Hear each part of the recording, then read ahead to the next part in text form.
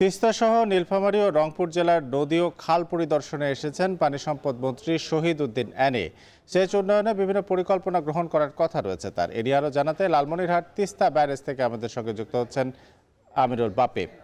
বাপি, পানি সম্পদ মন্ত্রীর সফরে সেচ কার্যক্রম উন্নয়নে কি কি পরিকল্পনা নেওয়া হয়েছে জানাবেন আমাদের বিস্তারিত।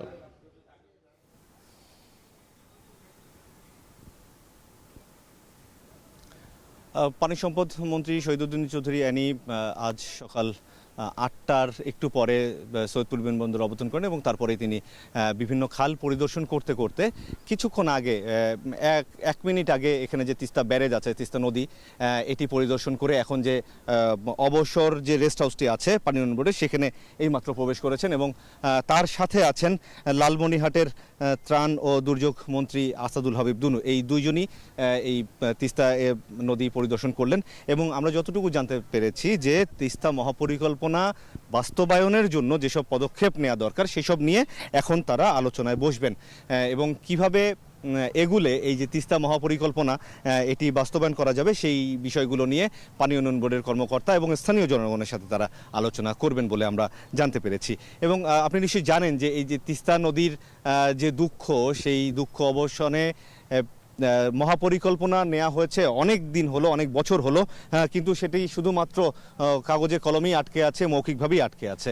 এটির কোনো দৃশ্যমান অগ্রগতি এখন পর্যন্ত দেখেনি কেউই, আমরাও দেখিনি। এবং দুই পারের যে মানুষ, যে রংপুরের লাইফলাইন বলা হয় তিস্তা নদীকে, এই তিস্তা নদীর দুই পারের মানুষ তারা দীর্ঘদিন ধরে আন্দোলন করে আসছেন যে তিস্তা নদীটি খুঁড়ে দেওয়া হোক যাতে তাদের জীবন মান সহজ হয়ে যায়। কারণ প্রত্যেক বছর বন্যার সময় আমরা দেখি যে তিস্তা পারে অসংখ্য মানুষের ঘরবাড়ি বিলীন হয়ে যায়, অসংখ্য ফসলের ক্ষেত পানিতে বিলীন হয়ে যায়। তো সেই জায়গা থেকে বাঁচতে তাদের বরাবরেরই একটাই দাবি ছিল যে তিস্তা নদী খুঁড়ে দেয়া হোক।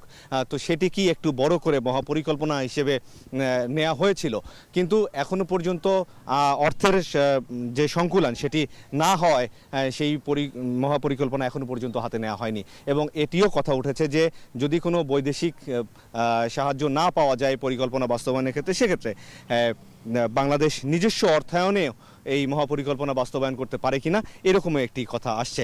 এর পাশাপাশি মন্ত্রী মহোদয় আসার সময় বেশ কয়েকটি নদী এবং সেচ খাল পরিদর্শন করে এসেছেন। এই যে তিস্তা নদী থেকে যে সেচ প্রকল্পগুলো হচ্ছে সেগুলো কতটুকু আসলে কার্যকরী ভূমিকা পালন করছে সেই বিষয়গুলো মন্ত্রী নিজের চোখে দেখেছেন। যেহেতু এই সরকারের অন্যতম এজেন্ডা হচ্ছে যে এই সেচ প্রকল্পগুলো আবার চালু করা, তো সেগুলো তিনি সরজমিনে পরিদর্শন করেছেন। এখন আলোচনার পরে তিনি আমাদের সাথে আনুষ্ঠানিক কথা বললে আমরা জানতে পারবো যে তাদের আলোচনায় কী সিদ্ধান্ত হলো। তো এই ছিল আমার কাছে তিস্তা ব্যারেজ থেকে সবশেষ। তিস্তা ব্যারেজ থেকে আমাদের সঙ্গে যুক্ত হয়েছিলেন আমিরুল বাপি।